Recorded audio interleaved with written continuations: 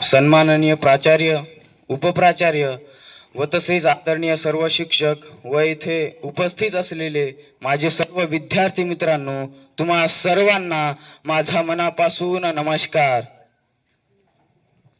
खरं तर सरांनी मला थोडक्यात स्टेजवर बोलण्याची संधी दिली, त्याबद्दल मी त्यांचे आभार व्यक्त करतो व तसेच मी माझ्या थोडक्यात संभाषणाला सुरुवात करतो. खरं तर इतिहास अनेकांच्या अभ्यासाचा विषय आहे. इतिहास अनेकांच्या संशोधनाचा विषय आहे. इतिहास अनेकांच्या प्रेरणेचा विषय आहे. इतिहास अनेकांच्या अस्मितेचा विषय आहे. इतिहास अनेकांच्या अभिमानाचा विषय आहे. इतिहास अनेकांच्या स्वाभिमानाचा विषय आहे. इतिहास अनेकांच्या व्यक्तिमत्वाचा विषय आहे. इतिहास अनेकांच्या कर्तृत्वाचा विषय आहे. इतिहास अनेकांना घडण्याचा आणि घडवण्याचा विषय आहे. इतिहास वर्तमानाला घडविण्याचा आणि भविष्याला सजविण्याचा विषय आहे. खरं तर डॉक्टर बाबासाहेब आंबेडकर असं सांगतात की इतिहास घडवणारी माणसं इतिहास विसरूच शकत नाहीत आणि इतिहास विसरणारी माणसं इतिहास घडवूच शकत नाहीत. हा एक इतिहास आहे. तर आज आपण थोडक्यात डॉक्टर बाबासाहेब आंबेडकरांचा इतिहास बघूयात. खरं तर डॉक्टर बाबासाहेब आंबेडकरांची परिस्थिती नव्हती. तालुक्याच्या ठिकाणी 10वीची परीक्षा होती. त्यामुळे रामजी बाबांनी विचार केला की सगळ्या कुटुंबानंच तालुक्याला जाण्यापेक्षा फक्त मुलाला त्यांनी सोबत घेतलं आणि तालुक्याच्या ठिकाणी एक भाड्याची खोली घेऊन ते राहायला लागले. स्वतः रामजी बाबा त्यांना स्वयंपाक करून घालायचे. भीमराव रोज सकाळी 11 वाजता पेपरला जायचे आणि दुपारी 3 वाजता पेपर देऊन घरी यायचे. तोपर्यंत रामजी बाबांनी जेवण तयार करून ठेवलेलं असायचं. एके दिवशी पेपरला गेलेले भीमराव घरी आले, ताटावरून बसले आणि जेवायला लागले. जेवता जेवता त्यांनी वडिलांना विचारलं की बाबा तुमचं जेवण? तेव्हा रामजी बाबा सांगतात नाही नाही भीमराव तुम्ही जेवून घ्या, तुमचं झाल्यावर मी जेवतो. भीमराव म्हणले ठीक आहे. जेवायला लागले, जेवण झालं. दुसऱ्या दिवशी पेपरला गेले, ताटावरून बसले आणि जेवायला लागले. परत त्यांनी जेवता जेवता वडिलांना विचारलं की बाबा तुमचं जेवण? परत रामजी बाबांनी सांगितलं की नाही नाही भीमराव तुम्ही जेवून घ्या, तुमचं झाल्यावर मी जेवतो. भीमराव म्हणले ठीक आहे. जेवायला लागले, जेवण झालं. तिसऱ्या दिवशी पेपरला गेले, ताटावरून बसले आणि जेवायला लागले. परत त्यांनी जेवता जेवता वडिलांना विचारलं की बाबा तुमचं जेवण? तर परत रामजी बाबांनी सांगितलं नाही नाही भीमराव तुम्ही जेवून घ्या, तुमचं झाल्यावर मी जेवतो. चौथ्या दिवशी 5व्या दिवशी पेपरवरनं आल्यावर डॉक्टर बाबासाहेब आंबेडकर जेवायला बसले होते आणि जेवता जेवता अचानक त्यांच्या लक्षात आलं की मी रोज वडिलांना विचारतो बाबा तुमचं जेवण आणि ते सांगतात की भीमराव तुम्ही जेवून घ्या, तुमचं झाल्यावर मी जेवतो. तर जेवता जेवता अचानक डॉक्टर बाबासाहेब आंबेडकरांनी रामजी बाबांना विचारलं की बाबा रोज मी तुम्हाला विचारतो तुमचं जेवण आणि तुम्ही सांगता की भीमराव तुम्ही जेवून घ्या, तुमचं झाल्यावर मी जेवतो. पण बाबा माझं जेवण झाल्यानंतर टोपलीत भाकरीचं शिल्लक राहत नाहीत, तर माझ्यानंतर मग तुम्ही खाता काय? तुम्हाला भूक नाही का लागत? तुम्हाला त्रास नाही का होत? सांगा की बाबा तुम्हाला भूक नाही का लागत? त्यावेळी डॉक्टर बाबासाहेब आंबेडकरांचे वडील रामजी बाबांनी त्यांना असं सांगितलं की भीमराव माझी भूक या भाकरीनं भागणारी नाही. तुम्ही एवढे मोठे व्हावं, एवढे मोठे व्हावं की तुमच्याकडे बघताना मला मान वर करून बघायला लागावं. म्हणून सांगतो भीमराव तुम्ही एवढे मोठे व्हा, एवढे मोठे व्हा की तुमचं ते मोठेपण बघूनच माझं पोट भरेल. भीमराव तुम्ही मोठे व्हा. परिस्थिती नाही आडवी आली तिथं. खर तर आपल्या प्रत्येकाचे आई वडील सुद्धा असेच खस्ता खात असतात. आपल्या मुलांना चांगले मिळालं पाहिजे यासाठी प्रयत्न करतात. डॉक्टर बाबासाहेब आंबेडकरांचे वडील काय अध्याधीश होते का करोडपती होते?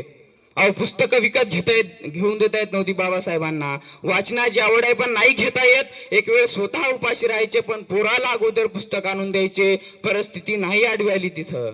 आणि आंबेडकरांचा सगळ्यात मोठा गुण तुम्हाला माहितीये, डॉक्टर बाबासाहेब आंबेडकरांनी त्यांनी त्यांच्या आयुष्यामध्ये एकदा वाचलेलं पुस्तक ते पुन्हा त्यांच्या आयुष्यात कधीच विसरत नव्हते, कधीच नाही, चुकून नाही. त्यांनी जर 10 वर्षापूर्वी एखादं वाचलेलं पुस्तक काढलं आणि त्यांना विचारलं 355 पानावरचं 15व्या पॅराग्राफ मधलं 17वं वाक्य काय आहे, तर 10 वर्षानंतर सुद्धा आंबेडकर ते बरोबर सांगायचे. एवढी बुद्धिमत्ता होती.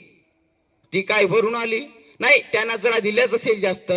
नाही, डॉक्टर बाबासाहेब आंबेडकर असं सांगतात की ती मी स्वतः कमावली. कशी कमावली? माझ्या परिस्थितीतून मी कमावली. जर माझ्या वडिलांची आर्थिक स्थिती अशी नव्हती की मी पुस्तक विकत घेऊ शकतो, त्यामुळे जेव्हा एखादं नवीन पुस्तक आमच्या हातात पडायचं त्यावेळी मला असं वाटायचं हे पुस्तक मी विकत घेऊ शकत नाही. आता हातात पडलंय, पुन्हा आयुष्यात कधी मिळेल का नाही ते माहित नाही, त्यामुळे आताच असं वाचू की ते पुस्तक पुन्हा आयुष्यात कधी वाचायची गरजच पडता कामा नये.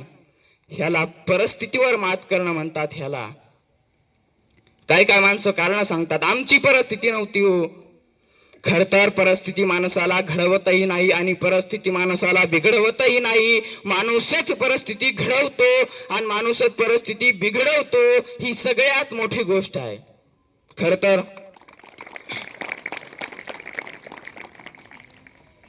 आमचे सूर्यवंशी सर आम्हाला नेहमी सांगतात की जी माणसं कारण सांगतात ना ती माणसं कधीच विजयी होत नाहीत आणि जी माणसं विजयी होतात ना ती माणसं कधीच कारण सांगत नाही. त्यामुळं काही काही ठिकाणी घरात नीट उजेड नाही म्हणून आम्ही अभ्यासाला बसत नाहीत. ज्यांच्या घरात वीजच नव्हती, ज्यांनी रस्त्यावरच्या विजेच्या खांबाच्या दिव्याखाली ज्यांनी शिक्षण घेतलं ते डॉक्टर बाबासाहेब आंबेडकर कोलंबिया विद्यापीठात गेले आणि आजही तिथं गेलात तर तिथल्या अमेरिकेच्या कोलंबियात विद्यापीठाच्या प्रवेशद्वारावर लिहिलंय शतकातील सर्वोत्तम विद्यार्थी डॉक्टर बाबासाहेब आंबेडकर. परिस्थिती नाही आडवायली तिथं.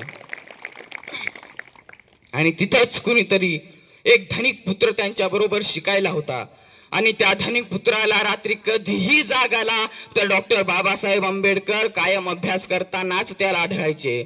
असाच एके दिवशी तो धनिक पुत्र रात्री अचानक जागा झाला, बाबासाहेबांजवळ गेला आणि त्यांना म्हणाला, अहो भीमराव, शरीराला थोडी झोप घेत जा, दुपारचं पोटभर जेवत जा.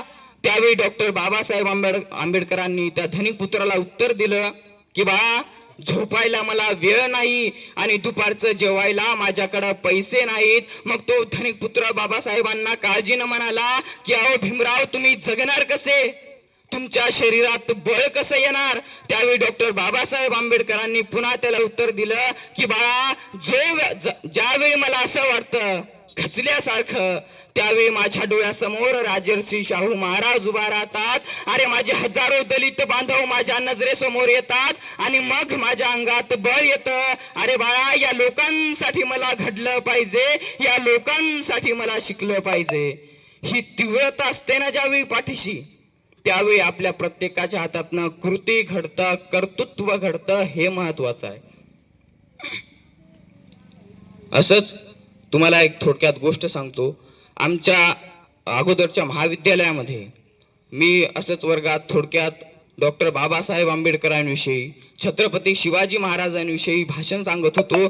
तेवढ्यात एक गुरुजी माझ्याजवळ आले आणि त्या गुरुजींनी मला विचारलं की बाळा, तू डॉक्टर बाबासाहेब आंबेडकरांविषयी, छत्रपती शिवाजी महाराजांविषयी भाषण सांगतोस, बरं मला एक प्रश्न सांग की तुमचे महाराज एवढं सगळं जिंकत निघाले, तुमच्या महाराजांचं ध्येय काय आहे?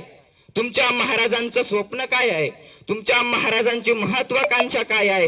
त्यावेळी मी त्यांना उत्तर देत म्हणालो, आमच्या महाराजांचं ध्येय, आमच्या महाराजांचं स्वप्न, आमच्या महाराजांची महत्वाकांक्षा सह्याद्रीच्या दऱ्याखोऱ्यातून सिंधू नदीपासून बंगालच्या उपसागरापर्यंत, आहद्द पंजावर पासून तहद्द पेशावर पर्यंत अखंड साम्राज्य उभा करायचं आणि या साम्राज्यावर भगवा डौलानं फडकावत ठेवायचा. हे माझ्या राजांचं स्वप्न आहे. वाह! ते गुरुजी म्हटले, काय विलक्षण विचार आहेत विद्यार्थ्यांचे. म्हटलं मग मी विद्यार्थी माझ्या गुरुजींचा आहे, मी पुत्र डॉक्टर बाबासाहेब आंबेडकरांचा आहे आणि मी मावळा शिवछत्रपतींचा आहे म्हणून. आणि म्हणूनच डॉक्टर बाबासाहेब आंबेडकर सुद्धा असं लिहितात की ह्या देशाची राज्यघटना तयार करत असताना माझ्या डोळ्यासमोर श्री छत्रपती शिवाजी महाराजांचं स्वराज्य होतं, म्हणून एवढ्या सामर्थ्यानं मी ह्या भारताचं संविधान निर्माण करू शकलो. ही सगळ्यात महत्वाची आणि अभिमानाची गोष्ट आहे. तर ह्या ठिकाणी मला स्टेजवर येऊन थोडक्यात बोलण्याची संधी दिली त्याबद्दल मी पुन्हा एकदा सरांचे आभार व्यक्त करतो व तसेच येथे जमलेले सर्व शिक्षक आणि तसेच सर्व विद्यार्थी मित्रांनो, तुम्ही माझं थोडक्यात सांगितलेलं संभाषण अगदी शांत मनाने ऐकून घेतल्याबद्दल मी तुम्हा सर्वांचे मनपूर्वक आभार व्यक्त करतो व तसेच ह्या ठिकाणी मी माझ्या संभाषणाला संपन्न देतो. धन्यवाद.